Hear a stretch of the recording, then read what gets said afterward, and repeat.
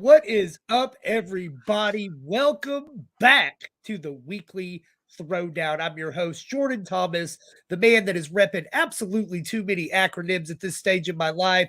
And today I'll be facing off against my lovely co-host. It is I, last week's champion, future champion this week. It is the Chris Fox from the Effin' Sports Show, the Trenches, Fantasy Sports Corporation, all over the map. You're going down tonight, my friend. I love you. You're going down. You let one guy have a little bit of beginner's luck, and then he struts into this show in week 2 like he owns the damn place. We will see. As you can see by my tag this week, much like King James, I'm going to be the comeback king tonight. We're both getting those dubs. So you guys, you know the drill by now. Each week, me and Chris, we go head-to-head in 5 rounds of knockdown, drag out, kick ass debate. It's a little kiss assery with this British lady because she's kind of got an attitude, and sometimes you gotta do what you gotta do. It's fair. But hey, let's not talk about the queen that way. Let's be nice to our beautiful and wonderful host, Her Majesty. Her Majesty. So, ladies and gentlemen, boys and girls, children of all ages, it is time for the Weekly Throwdown.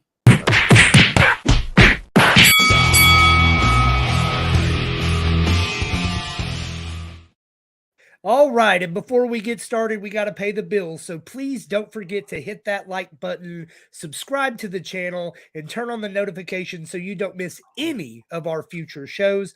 Also, do both Chris and I a favor. Go to our partner at Underdog Fantasy, reach into your pocket, throw down $100. We're going to throw down $100 and match it as long as you use promo code Throwdown. So it's a free $100. It's a free $100. Who doesn't want a free $100? If you walk into the store, someone says, "Here's $100," you take it. It's $100. Go to Underdog, sign up. $100. I'm from the South. I'm gonna question them first. I mean, they don't just hand you free money. But either way, I'll vouch for Underdog. I'll vouch for her. Your Majesty, what is that first question? Your queen has arrived. Acknowledge me.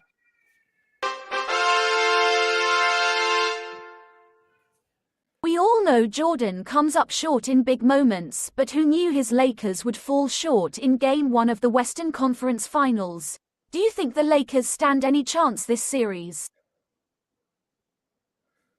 Do I think that LeBron James, King James, the greatest to ever do it, do I think he stands a chance to come back in this series?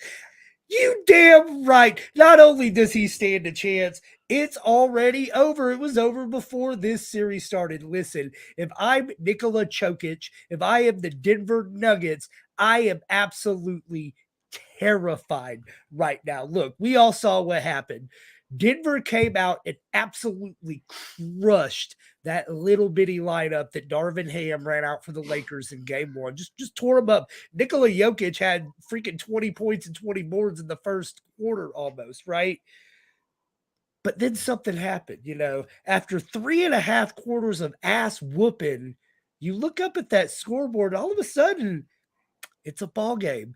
And then there's LeBron James. And listen, he didn't get it done. He did not get it done in Game 1. And I'll call it like it is. But he's not going to be playing from 20 to 25 down all game this game. The Lakers already found the adjustment. It's Rui Hachimura going in there, going big, throwing Jokic off of his game. Jokic was an animal in the first 3 quarters, and he was nowhere to be seen in the fourth quarter. And remember, home field advantage, home court advantage. All it takes is one. The Lakers didn't need to get both of these games. They just needed to get one. They're going to get it tonight. I'm going to get it tonight. And that's what champions are made of, Chris Fox.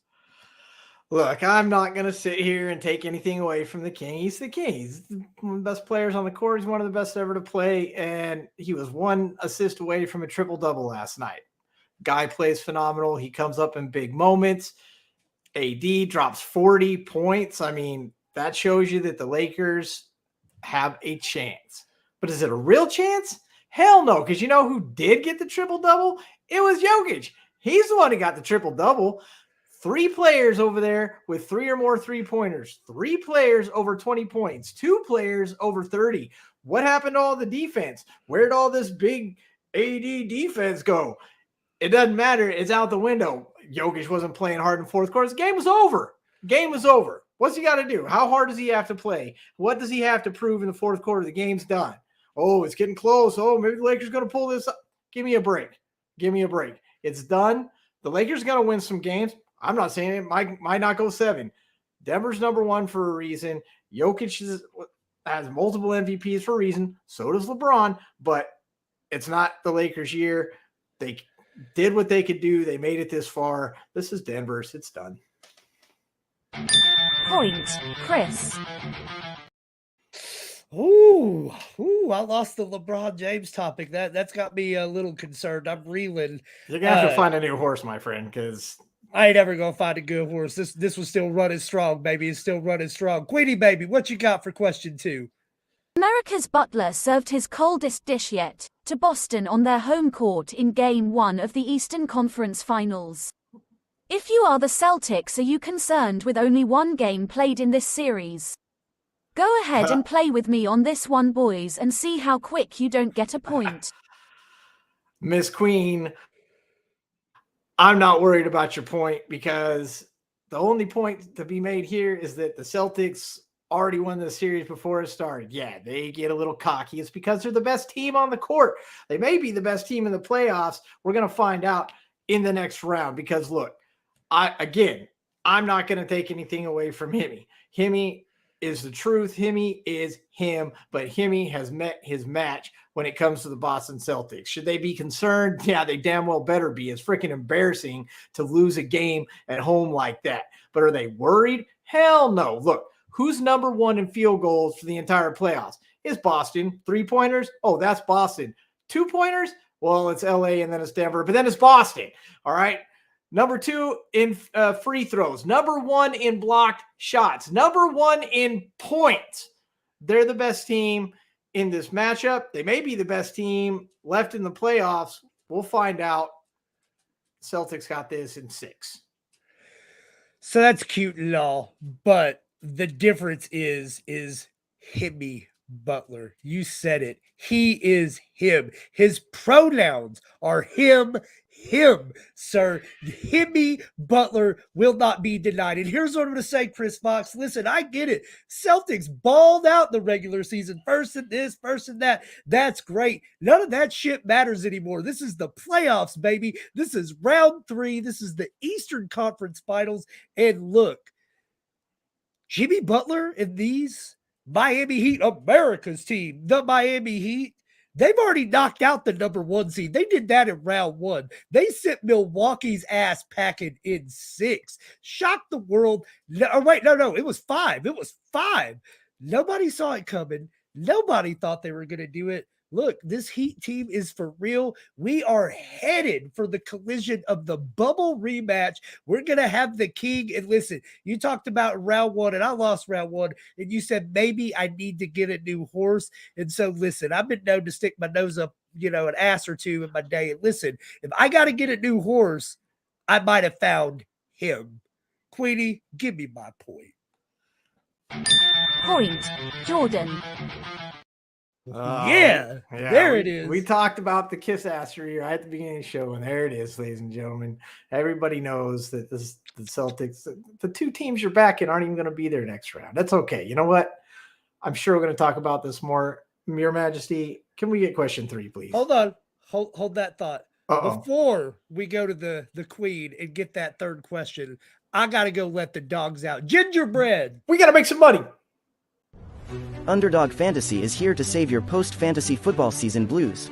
The easiest place to play and win with the Underdog Fantasy app. Get up to 20 times your money in a single night with our Pick'em contests.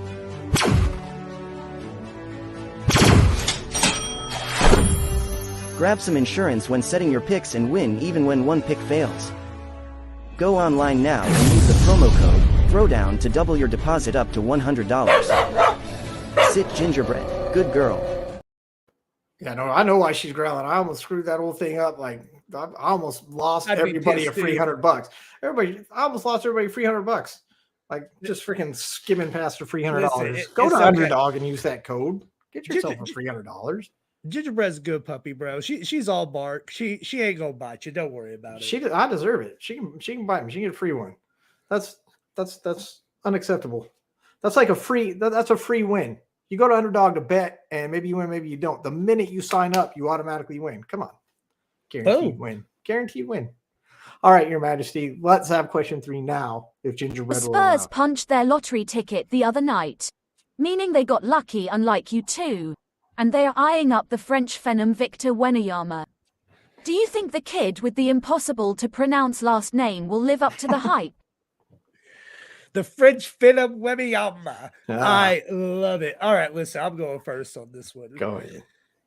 I am believing the hype. I am buying the hype. They're calling this kid the 7'4" Kevin Durant. That's a pretty high damn praise right there. Listen. Injuries can happen. Things can happen to derail careers. That's the only thing standing in this kid's way of potentially challenging a guy like LeBron James at the top of that mountain as far as the greatest player of all time. Now, granted, I don't want to get too far ahead of myself because he hasn't even, dribbled the basketball in an NBA arena yet, but this kid's the real deal. He's the total package. He's an offensive stud. He's a defensive stud. He can man the paint and block you all day, but can also get out on that perimeter and guard anybody as well. He can shoot from all over the court. This kid is a science experiment gone horribly right. This is a no-miss prospect. You can't screw this up if you're San Antonio. And I will also say this.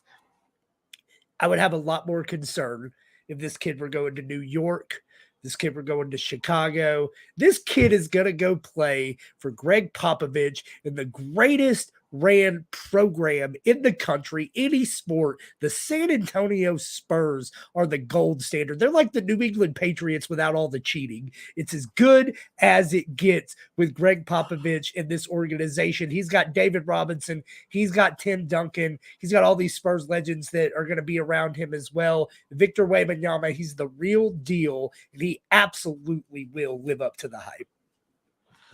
Well, I mean, you got to define what live up to is, right? So, I mean, the hype is that he's basically Michael Jordan.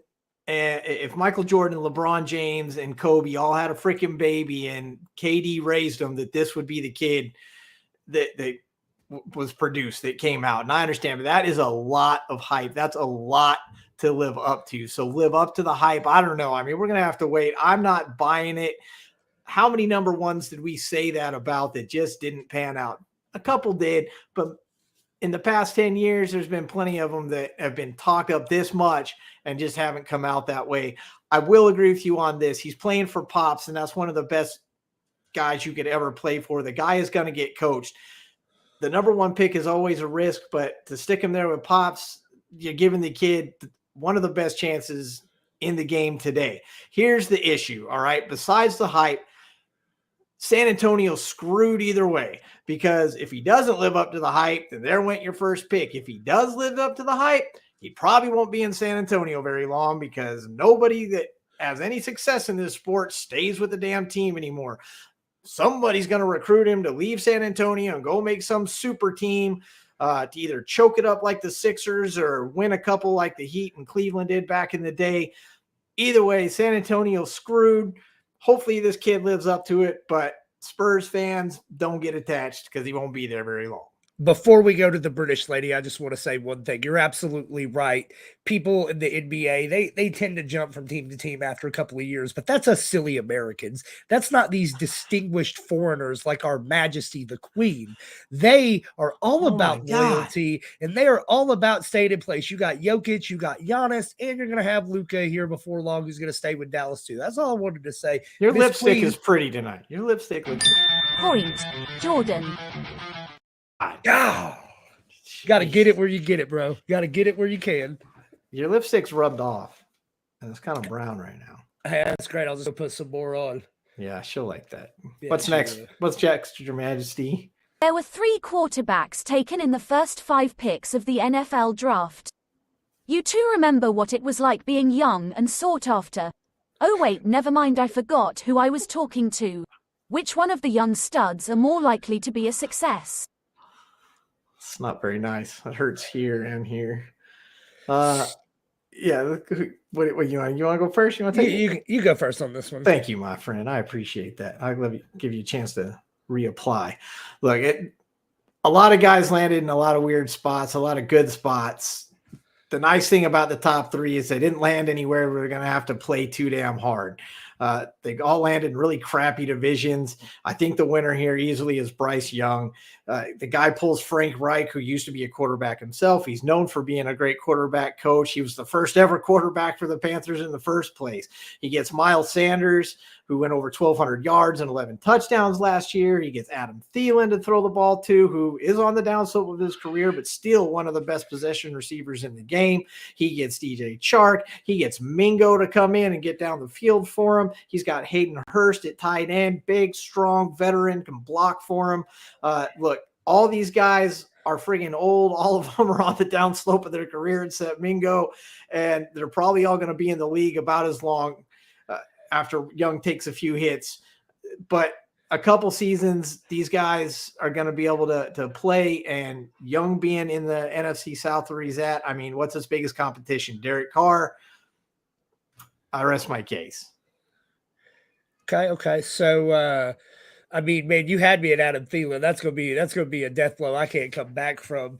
You kidding me? This is Anthony Richardson all day. This is the perfect situation for any young quarterback to be drafted into. And here's what I will say, Chris. I think as a prospect, I absolutely love CJ Moore. Right. I absolutely think that he is the 3rd best quarterback in this class. However, situation can change everything. And this situation is perfect. He's got that dog of a number 1 wide receiver in Michael Pittman. He's got Jonathan Taylor in his backfield. Behind Jonathan Taylor, right? They just brought in Zach Moss. They have Deion Jackson from last year. So they got some people that can give Taylor a couple breathers this year, maybe keep him a little healthier.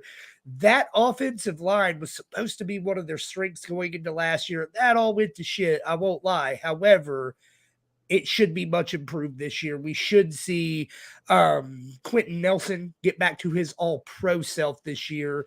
And I think a lot of that is just going to be having more competent quarterback play.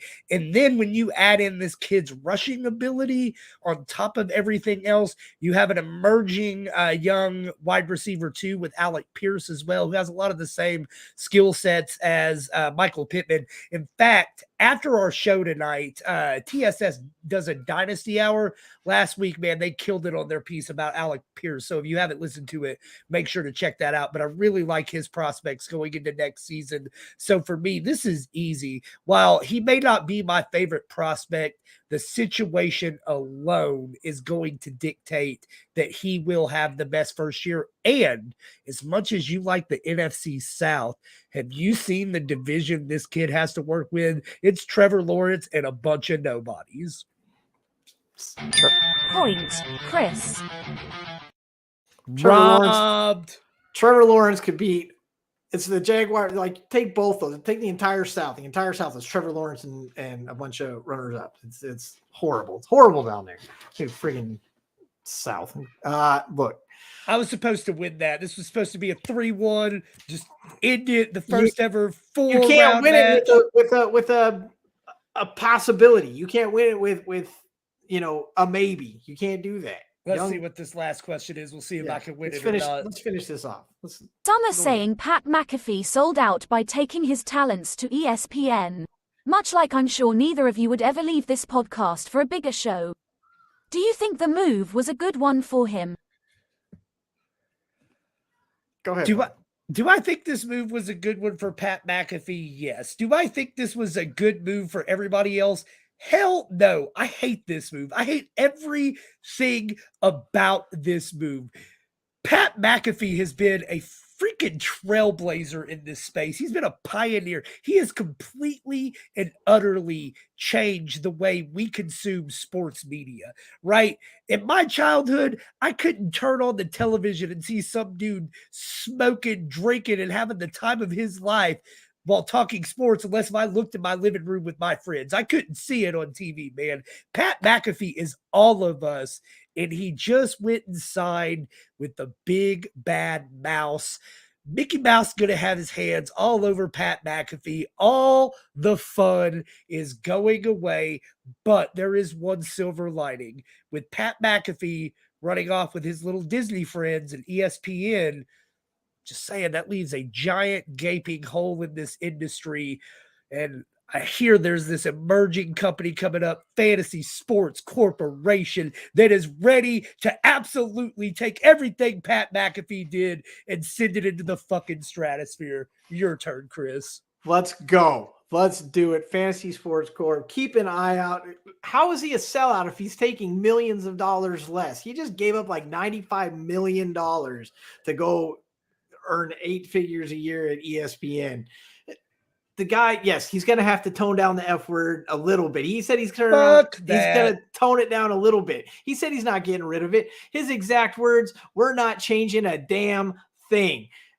He's coming over there. It's not McAfee downgrading for ESPN. It's ESPN going to have to absorb the blow that Pat McAfee brings to the game.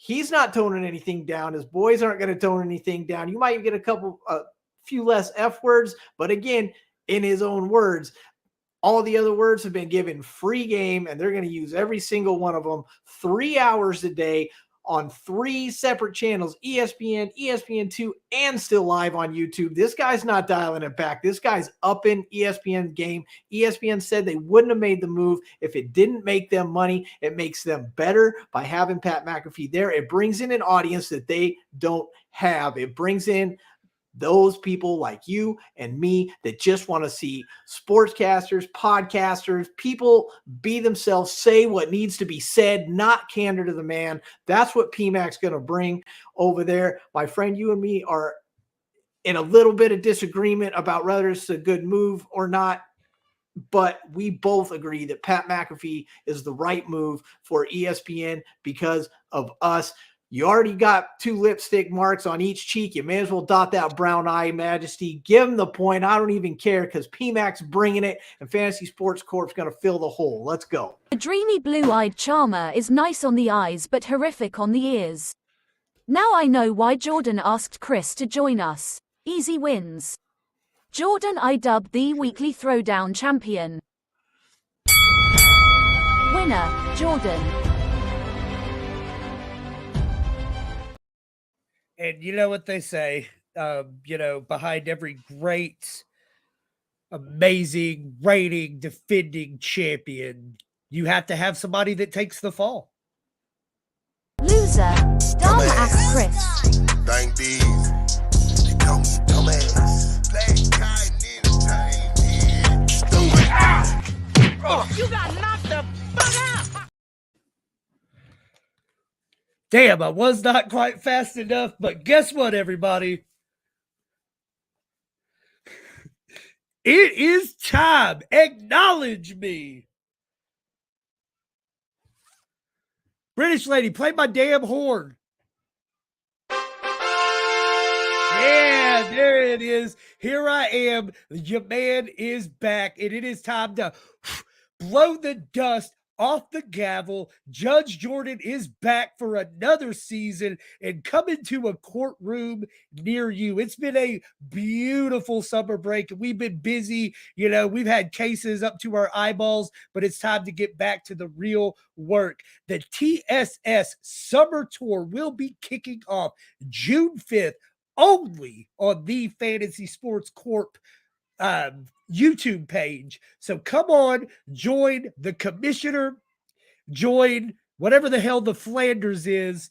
Come with the Jester, the Jesus, and all of our rockin' friends. It's time for TSS Fantasy.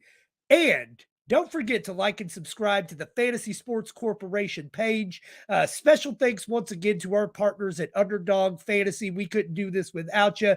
Make sure you download the app, throw down $100. We'll throw down $100 to match. And that's it for this week. This court is adjourned.